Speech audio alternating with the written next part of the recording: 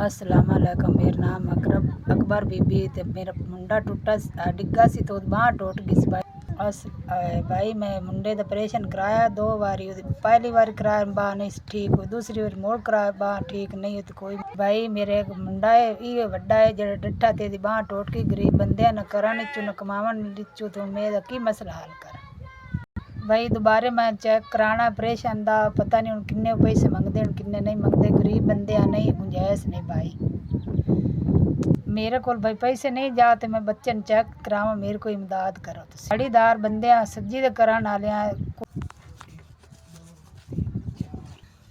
तुसी मैंने 4000 दिता, मैं आदे बच्चे का इलाज करसा। तुसी मेरे औखे टाइम काम आन। अल्लाह थानू रंग रब थानू बहुता बहुता देवे, थोड़ी मेहरबानी।